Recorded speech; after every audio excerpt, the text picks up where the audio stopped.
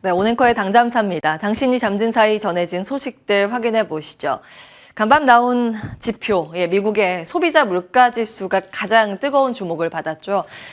한 달에 한 번 발표되는 수치라서 좀 지겨울 수는 있겠지만 아직까지 시장의 영향력은 이 안에서 움직이기 때문에 또 안 짚어볼 수는 없습니다. 좀 빠르게 중요한 내용 위주로 체크해 보도록 하겠습니다. 미국의 소비자 물가 지수 추이가 나와 있습니다. 지난해 6월에 플러스 9%, 우리가 앞에 9자 보고 모두 경악을 금치 못했었는데 그 이후로 추세적으로 계속 내림세를 보이고 있습니다. 이번에 발표된 수치는 6.5%죠. 많이 내려오긴 했지만 사실 이제 절대적인 수치, 목표치 2, 3% 물가 가기에는 아직 멀긴 합니다만 꾸준한 이 아래 하락세가 이어지고 있다는 점 눈에 띕니다. 이거는 전년 동월 대비의 추이고요. 월간 기준으로 봤을 때 이번에 드디어 마이너스가 나왔습니다. 마이너스 0.1%인데 코로나가 한창 심했을 때 2020년 2분기 이후에 처음 보는 이제 마이너스 수치입니다. 지속적으로 물가는 잡히고 있다라는 것을 확인해 보실 수 있습니다. 세부 항목 보면 조금 골치 아픈 부분이 눈에 띕니다. 바로 이제 서비스인데 서비스 같은 경우에는 요즘 굉장히 이제 잘 안 떨어지고 있다라는 점을 체크해 드리고 있죠. 이 항목 가운데 빨간 라인입니다. 빨간 선이 굉장히 이제 스티키하게 안 움직이고 있는 플러스를 유지하고 있는 부분을 확인해 보실 수 있는데요. 그나마 이제 에너지의 급락이 요즘 큰 도움이 되고 있습니다. 파란 라인이 이제 에너지 값인데 요 몇 달간 계속해서 이제 마이너스에서 움직이고 있습니다. CPI의 수치인데 예상했던 거를 어쩜 이렇게 꼭 맞췄는지 코어 CPI도 예상치에 정확히 부합했습니다. 이제 중립적인 내용이라고 볼 수 있겠고요. 그 에너지가 굉장히 많이 빠져줬고 중고차가 많이 빠져주면서 이 지수에 도움을 줬습니다. 그런데 이제 서비스, 특히 이제 주거비가 계속해서 이제 높은 수준을 이어가고 있는 상황이기 때문에 종합적으로 보자면 근소우위 판정승 정도로 볼 수 있겠습니다. 의료비 또 요즘 계속 이제 신경 쓰이게 플러스가 꾸준히 잡히고 있다는 점은 체크해 보셔야겠습니다. 쭉 내용을 정리해 볼까요? 에너지 가격의 급락, 중고차, 신차 가격의 하락, 지수에 도움이 됩니다. 중립적인 부분은 의료 서비스 소폭의 상승, 의료비, 가스 가격의 소폭 상승. 가장 부담이 되는 건 주거비 상승의 부담입니다. 이건 사실 이제 시차를 두고 반영을 시키기 때문에 조금 더 지켜보는 전략도 괜찮겠지만 문제는 이제 변수인데요. 주거비가 떨어지고 서비스 가격이 잡힐 때까지 전제 조건이 있습니다. 에너지 가격이 지금처럼 안정이 되어야 이 수치가 꾸준히 우하향 곡선을 그려가겠죠. 그런데 이제 변수는 중국인데 중국에서 리오프닝이 성공이 되면 유가 100달러를 웃돌 수 있을 것이란 전망이 요즘 나오고 있죠. 간밤에 이제 골드만삭스에서 내놓은 의견입니다. 물론 이제 환율이랑 원자재 가격 맞추는 게 가장 어렵다고 알려져 있어서 유가에 대해서 방향을 맞추기가 고난이도라고 알려져 있죠. 이게 맞는가 틀리는가는 계속 지켜봐야겠지만 어쨌든 이 변수 요인이기 때문에 유가의 방향성도 계속 좀 체크를 해 보셔야겠습니다. 경직성이 강한 쪽이 이제 서비스인데 빨간 라인입니다. 코어 서비스 가격이거든요. 이게 계속해서 이제 방향이 위쪽으로 잡혀서 잘 안 빠지고 있기 때문에 서비스 부분에 대해서 평가가 어떻게 나오는지 지속적으로 들여다보셔야겠습니다. 사실 이제 CPI 발표되고 그 첫날 데이터보다 그 이튿날 3일째 데이터가 더 중요하기 때문에 시장의 방향은 변동 가능성은 있습니다. 자, 바로 CME 페드워치의 흐름 보시면 이제 금리 인상의 폭이 많이 줄겠구나의 컨센서스가 압도적으로 맞춰져 있습니다. 2월 FOMC 때 25bp 인상 베이비 스텝에 대한 베팅 확률이 90%로 쭉 올라갔습니다. 그 전에만 하더라도 한 70%대였는데 이제 베이비 스텝으로 충분하다 이렇게 물가 보고 판단이 나오고 있는 상황이고요. 올해 한 11월 정도 되면 피봇으로 금리 인하 나오겠지. 베팅 수치가 압도적으로 크게 맞춰지고 있습니다.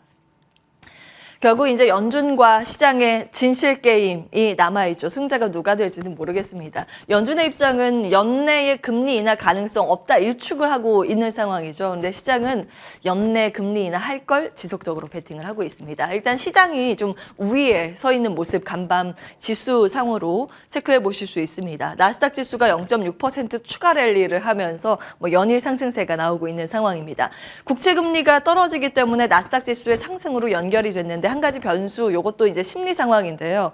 심리가 조금 더 연준보다 앞서간 건 아닌가 하는 의심은 듭니다. CNN 그 공포 탐욕 지수를 보시면 이번에 올라가면서 금리가 다운되면서 이게 탐욕 쪽으로 한 발을 내디딘 모습입니다. 네, 종목별 흐름도 정리해 보겠습니다. 어제 말씀드렸던 건데 20일 기준 신고가, 그러니까 1개월 신고가를 보시면 금융과 기술이 있습니다. 여기 플러스 에너지주가 오늘 엑슨모빌이 추가됐는데 그거까지 한번 보시면 되겠고요. 20일 신저가는 여전히 경기 방어 성격, 시장 방어적인 성격을 가지고 있는 필수 소비와 헬스케어가 계속 이름을 올렸습니다. 간밤 같은 흐름이 나왔고요. 피봇 기대와 연착륙 기대가 이어지고 있다는 것을 확인해 보실 수 있습니다. 여기 플러스 국제유가 때문에 에너지 가격에서 최근 강세가 다시 나타나고 있다는 점 확인해 보실 수 있습니다. 자, 이것은 무엇을 향하는가? 미국이 금리를 강하게 안 올릴 것이다. 그로 인해서 경기가 더 잘 버텨줄 것이다. 결국 연착륙에 대한 기대감입니다. 환율 상황 쭉 정리해봤는데요. 달러의 약세가 요즘 계속됩니다. 7개월 만에 간밤 최저치로 뚝 떨어져 있고요. 유로화는 예전에 1대1 패러티 붕괴되면서 유로 경제 정말 심각한 거 아닌가 하는 우려감이 작년 여름에 있었는데요. 어느새 1.08까지 회복을 합니다. 8개월 만에 최고치고 유로의 강세를 의미합니다. 그리고 엔화 가치에 보시면 엔화의 강세가 최근 두드러지고 있죠. BOJ에서 YCC 범위를 확대하면서 사실상 금리 인상 카드를 꺼내 들면서 엔화의 강세가 지속되고요. 7개월여 만에 지금 환율이 최저치, 즉 엔화는 7개월여 만에 강세 흐름을 보이고 있는 상황입니다. 우리나라의 원화의 강세, 중국의 위엔화의 강세 다 같은 궤입니다.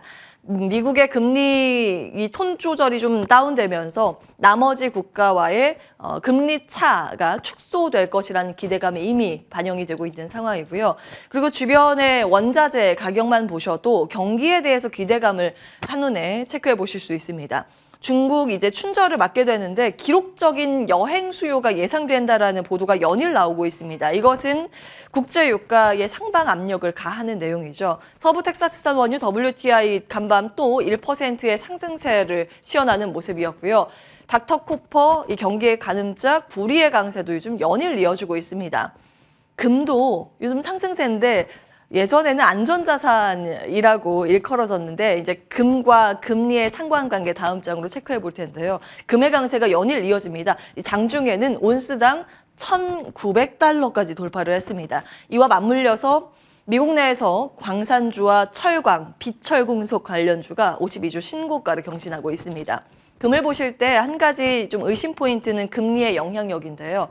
금과 실질금리는 역의 관계입니다. 지금 실질금리를 뒤집어 놔서 지금 같은 흐름을 타고 있다는 점 체크해 보실 수 있는데요. 즉 금리가 떨어지면 금이 상대 강도가 우세해질 수 있다는 내용입니다. 최근 들어서 이제 명목금리가 떨어지고 있기 때문에 금이 오른 건 아닌가, 이렇게 굉장히 강한 패턴을 그리고 있는 건 아닌가 의심되는 대목입니다.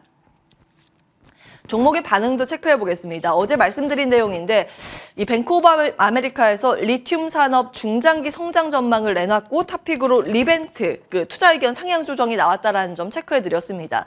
지금 리튬 관련 기업들은 그 리튬 가격의 사이클을 반영시키지 못했다라는 내용이었고요. 그 전날의 상승세가 강했었는데 간밤 또 추가적으로 상승 행진이 이 섹터에서 나왔습니다. 그리고 광산업체 사상 최고가가 연일 나옵니다. 세계 최대 광산업체 이제 철광석, 석탄, 구리, 니켈 캐는 곳 BHP 간밤 1.7% 또 올라가면서 최고가를 기록했습니다. 어제 이 리튬 관련 밸류체인이 갑자기 시장에서 움직이는 모습이었죠. 이 안에 밸류체인 중에서 특히 시가총액이 작은 기업 그리고 그동안 많이 빠졌던 기업 위주의 급등세가 좀 어제 나오긴 했는데 11월 7일에 보여드린 화면입니다. 그때도 이제 말씀을 드렸지만 밸류체인을 보실 때 사실 유통 관련 쪽의 기업보다 생산 관련 기업을 보시는 게 긴 관점으로 밸류에이션에 도움되는 내용이라고 말씀을 드렸습니다. 생산 쪽 쭉 한번 보시고요. 사실 어제 생산 쪽의 주가 반응은 유통보다는 덜 하긴 했는데 이게 기대감을 어떤 기업이 가져갈 수 있을까를 보신다면 이 밸류체인 표를 좀 참고해 보시는 것도 도움이 되실 것 같습니다. 간밤 미증시에서 항공주의 강세가 굉장히 두드러졌습니다. 아메리칸 항공 4분기 가이던스 상향 조정이었는데 강력한 여행 수요와 요금 인상 근거를 들었습니다. 아메리칸 항공이 한 10% 가까이 급등하면서 나머지 항공주 손잡고 올라가는 모습이고요. 국내 기업을 보실 때는 저비용 항공사와 대형 항공사의 흐름을 좀 나눠서 보시라고 이 표를 준비해봤는데요.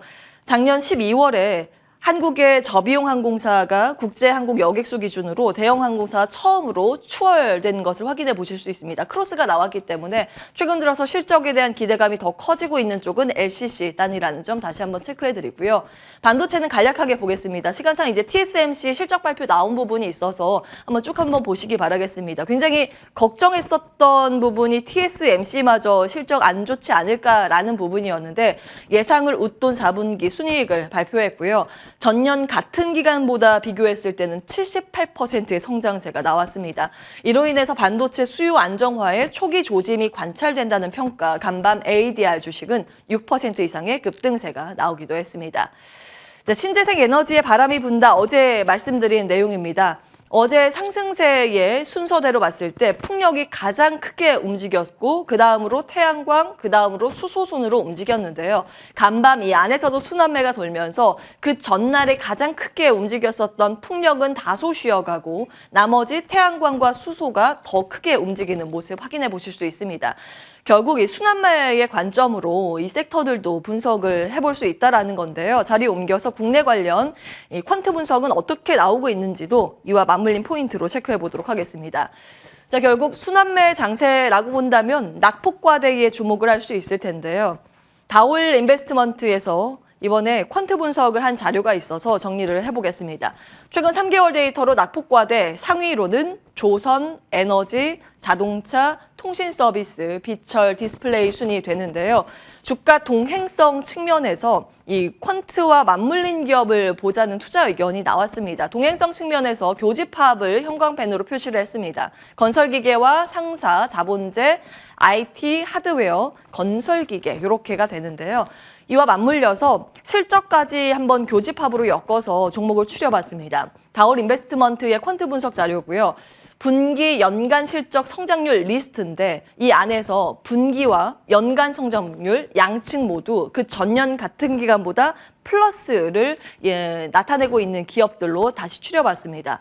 상사 자본재 쪽은 이 방산 쪽이 우세고요. 건설은 건축 관련 기업 포함해서 시멘트 기업도 들어가 있습니다. 기계는 조선 기자재까지 포함이 돼 있고요. IT 하드웨어가 굉장히 많습니다. 아무래도 최근 들어서 낙폭과대 수급이 IT 하드웨어 쪽으로 쏠리고 있기 때문이기도 합니다.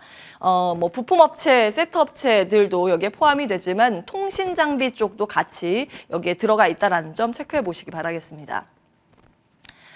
이슈 측면에서는 이것이 이제 주말 사이에 주목을 받을 이슈라서 정리해보고 넘어가겠습니다. 지난번에 이제 말씀을 드렸던 내용인데 윤석열 대통령이 올해의 첫 순방 일정 주말에 이제 시작이 됩니다. 일정이 14일부터 일정이고요.